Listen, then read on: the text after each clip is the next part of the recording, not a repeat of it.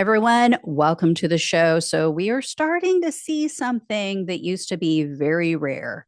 It's something that we haven't really witnessed in the 9+ years that Donald Trump has been on the political scene. So, we're beginning to see right wing media, political commentators, podcasters, other people holding Trump's administration accountable. And we're even witnessing something that it's so rare. I mean, it's like finding a unicorn. We're seeing right wingers actually start to blame Trump for things and call him out for some of his actions. Until now, as you guys all know, the right wing media, they've just been cheerleading the echo chamber, filled with shepherds leading their flock to pray at the altar of their apricot antichrist. And anytime something goes wrong, it's always someone else's fault. It's never Trump's fault. It's never Trump's call. Oh, he must have been manipulated. He must have gotten talked into it. He's just getting bad advice. Something has shifted, though. So take a look at this. We also expect the White House to try to reassure folks who are sitting there looking at their 401ks going down and down and down. This is a White House that came in trying to get federal workers to retire by the hundreds of thousands, but it's tough to make the argument that you should retire if your retirement accounts are getting throttled, which is what is happening right now. So we hope for answers to all of these curiosities any minute. So for those who don't know, that was Fox White House correspondent Peter Doocy. Doocy is a hardcore Trump humper.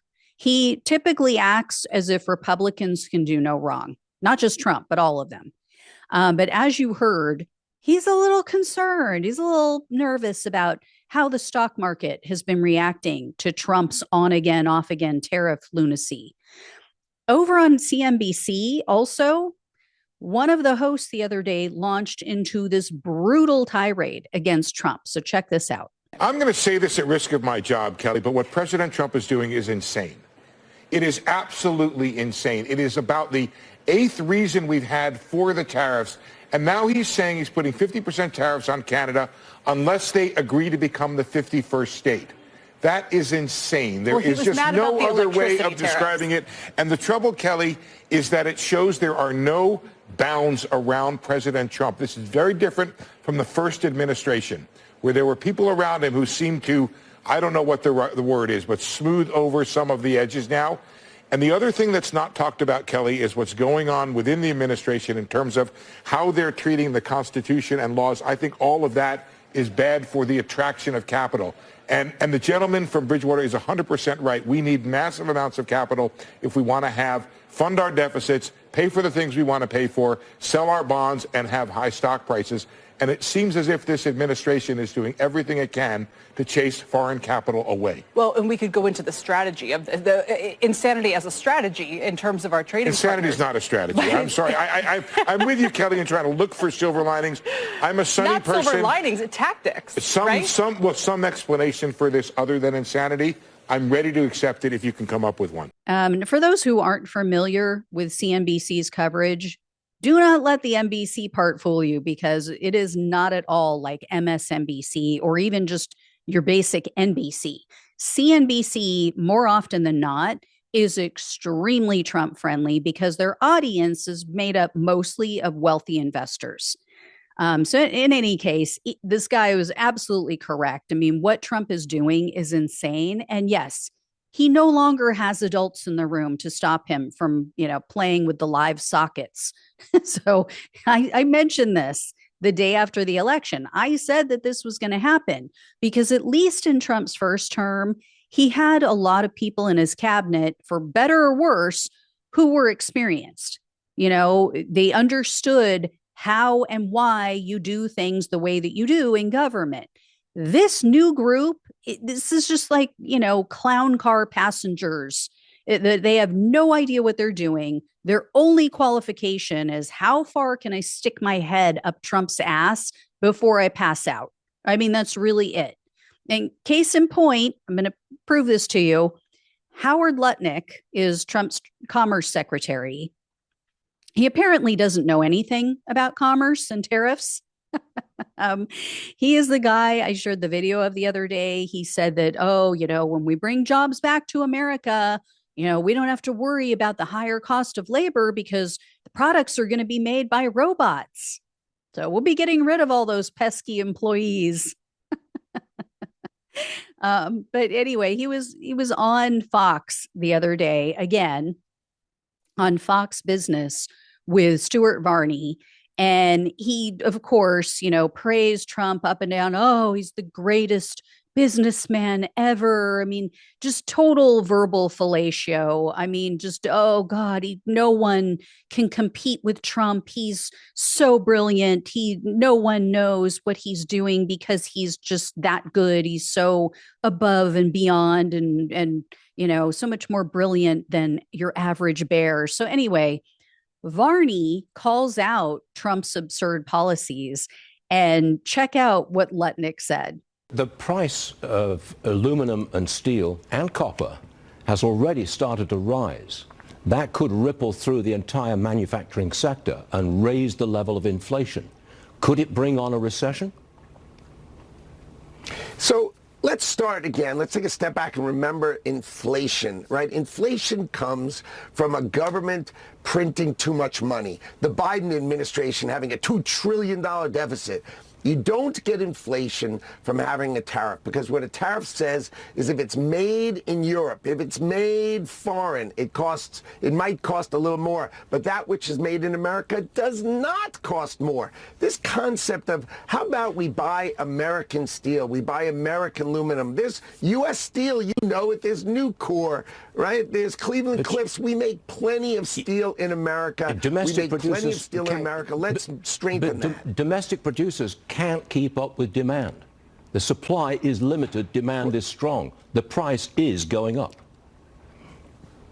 Some foreign steel will go up for sure, but then they will build those plants in America. We will have our plant production in America is only operating at 55%. That's got to get up to 80%. We'll put the orders in America. Our plants will be more effective. So Lutnick is such a tool. I seriously, I wish Varney would have asked him, how long is it going to take to build these fantasy plants that you have in mind? How long is it going to take to get production up to speed, to replace all of the steel and aluminum that we currently import? This guy is clueless. He's talking about something that's going to take years. It will take years to accomplish what he's referring to. In the meantime, the cost of everyday products are going to increase for Americans because companies have no choice. They're going to have to import steel and aluminum. That's called inflation, Howard. And, it could put some companies out of business, or they're going to have to scale back production and consumers aren't going to be able to purchase their products. And then that slows the economy even further because now you have employees who are laid off. They have no income, fewer sales, fewer, consumers going out and spending money, or even if they want something, they can't buy it. I mean, that's what happened during COVID. That's how we got into this situation, because of our supply chains. Jesus Christ. I mean, what is with these people? I didn't go to college. I understand basic economics and market forces. It's not that hard. How is it that these highly educated, powerful people who went to the best schools, supposedly, and they've been elevated to these positions of prominence in the government, and they're so freaking ignorant? So anyway, adding to the pile-on is the Wall Street Journal. Their editorial page published this article this week titled, "How do you like the trade war now?" And then in it, they slammed Trump and Howard Lutnick, and they wrote, quote, "Commerce Secretary Howard Lutnick said over the weekend that the president's tariffs would make some foreign products more expensive, but, quote unquote, American products will get cheaper." Huh? Companies that use foreign components will have the rate to raise prices or swallow narrower profit margins. Does Mr. Lutnick understand? Well, commerce? No, he does not. He does not. And then the Wall Street Journal also slammed Trump for his retaliatory actions against law firms that are working with Democrats. So, as you guys probably know, Trump has been stripping law firms of their security clearances, their access to federal buildings. He's prohibiting government contractors from using these law firms. And he's barred government officials and departments from using them. And Trump has even gone as far as to order his Justice Department to investigate some of these legal firms. So recently, one of the law firms sued the Trump administration because of this, because they literally can't do their jobs. They can't represent certain clients if they don't have access to certain facilities and information. Well, in another opinion piece that was written by the editorial board for the Wall Street Journal, they wrote, quote, Mr. Trump's decision to use government power to punish firms for representing clients breaks a cornerstone principle of American justice going back to John Adams and the founders. I mean, this is exactly what he said he was going to do. Trump talked incessantly about going after all of these people and seeking retribution. I love how Trump supporters somehow, both claim, oh, Trump always gives it to you straight. He always tells you exactly what he's thinking. And then they'll say, oh, wow, I didn't think he'd really do that, even though he told us he would over and over again. Anyway, another right winger who recently called out Trump is Candace Owens.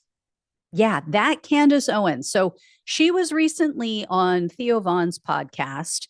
Here's what went down. I'm kind of conflicted about Trump, like with his stance on Gaza, right? To me, that's like, I totally disagree with him on it. And it's like, it's hard to reconcile it in many ways. It's hard to reconcile because I see so much hypocrisy in terms of when we say America first, for whatever reason, we have this magic carve out.